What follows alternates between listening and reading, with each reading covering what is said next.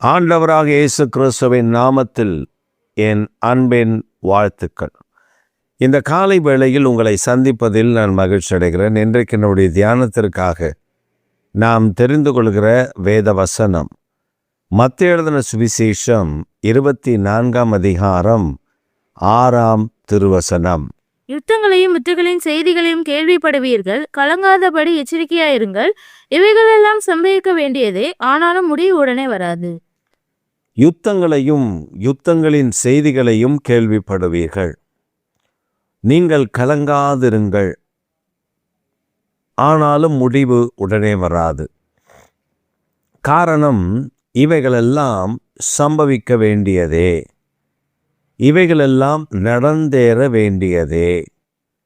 வேதம் நமக்கு கற்றுக் கொடுக்கிற சில காரியங்களை நாம் உற்று கவனிக்க வேண்டும். The disciple want to know what's going to happen in the last days. Then Jesus want to reveal the hidden secret for the last days. அவர் கடைசி நாட்களில் நடக்க போகிற சம்பவங்களை குறித்து தம்முடைய சீஷர்களோடு பகிர்ந்து கொள்ள இயேசு இந்த வார்த்தைகளை சொல்லுகிறார். சிலர் அங்கே கிறிஸ்து இருக்கிறார், இங்கே கிறிஸ்து இருக்கிறார் என்று சொல்லுவார்கள். கிறிஸ்து எனக்குள்ளே இருக்கிறார் என்று சிலர் சொல்லுவார்கள். இப்படி வஞ்சிக்கத்தக்க காலம் உருவாகும்.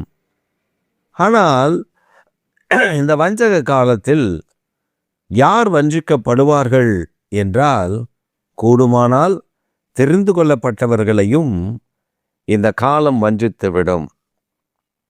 ஏனென்றால் தெரிந்து கொள்ளப்பட்டவர்கள் கூட வேத வசன அறிவு இல்லாமல் போனால் the deceiving spirit can deceive the chosen people also. ஏன் அந்த வஞ்சக ஆவி அவர்களை வஞ்சிக்கிறது என்றால், வேத வசனத்தினுடைய தெளிவு இல்லாததினாலே அவர்கள் வஞ்சிக்கப்படுகிறார்கள். எனவே இந்த காலை வேளையில் நீங்களும் நானும் செய்திகளை கேட்கிறோம்.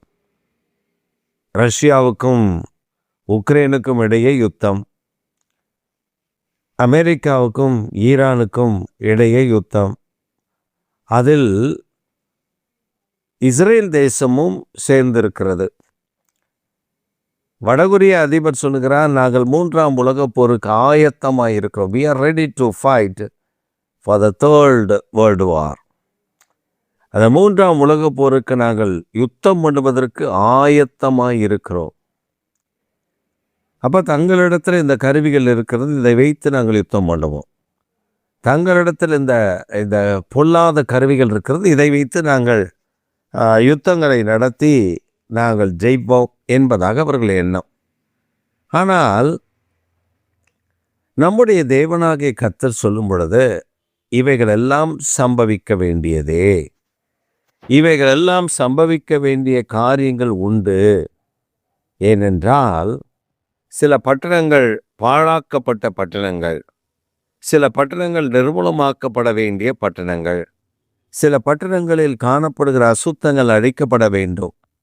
அது எப்படி நடக்கும்? இந்த மாதிரி யுத்தங்களும் யுத்தங்களின் செய்திகளும் யுத்தத்தின் காரியங்கள் நடக்கும் பொழுதுதான் அந்த காரியங்கள் அழிக்கப்படும். சமீபத்தில் இஸ்ரவேல் தேசத்தின் மேல் ஒரு ஏவுகணை ஜெருசலேமில் ஏவப்பட்டது. இந்த எருசலேமில் ஏவப்பட்ட ஏவுகணையினாலே பல இடங்கள் பாதிக்கப்பட்டது. அதில் இயேசு கிறிஸ்து பிறந்த பெத்லகேம் அடங்கும்.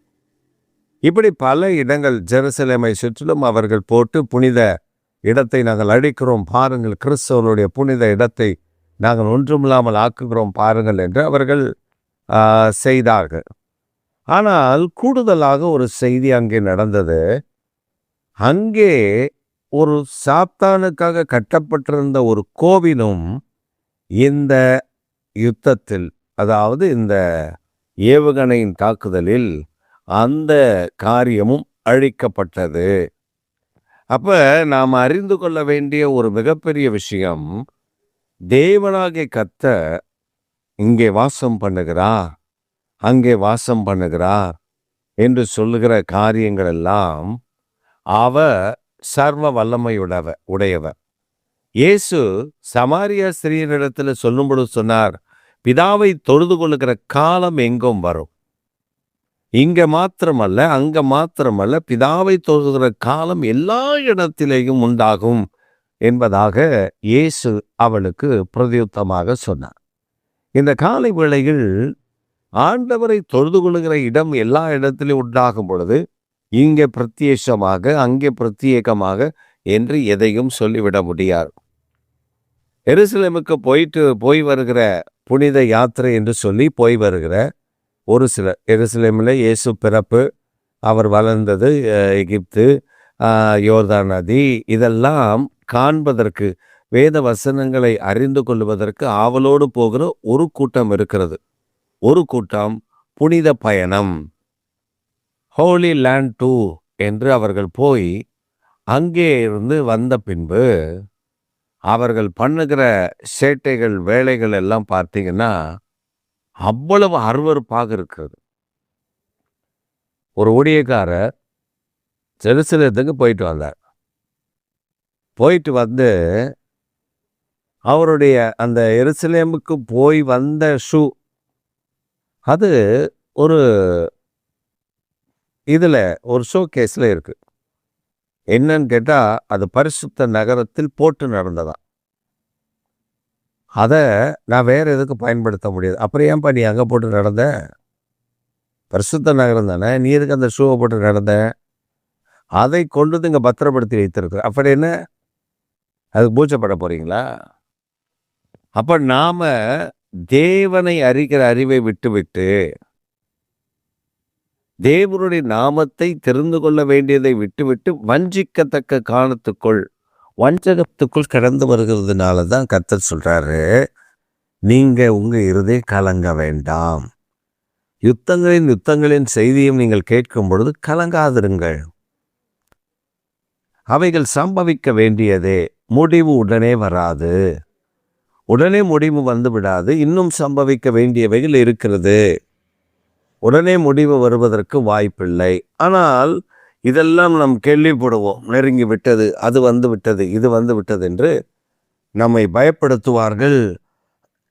நெருங்கி வருகிற பல கலவரங்கள், பிரச்சனைகள் வரும். வேதம் அப்படிதான் சொல்லுது, மனிதனுக்கு விரோதமாக மனிதன், ஜனத்திற்கு விரோதமாக ஜனம்.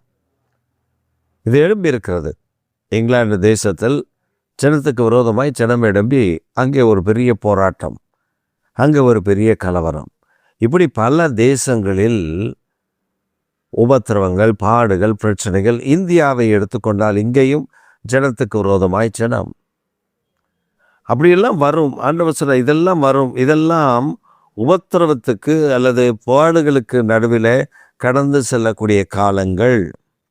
முடிவு உடனே வராது. எனவே நாம் நம்முடைய ஆவிக்குரிய ஜீவியத்தில் தகுதி உள்ளவர்களாய் காணப்படுவதற்குத்தான் இந்த செய்திகள். When we hear about the war, we have to strengthen ourselves in the Lord through the word of God, with the prayer, with the Holy Spirit's anointing. பரிசுத்த ஆவியானுடைய அபிஷேகத்தில் நிரம்பி ஜெபிக்கிறது, வேதத்தை வாசிப்பது நம்மை பலப்படுத்தும். இந்த பலனை அடைவதற்காகத்தான் இந்த செய்திகள். நாம் இன்னும் தேவனோடு கிட்டி சேர்வதற்காகத்தான் இந்த செய்திகள்.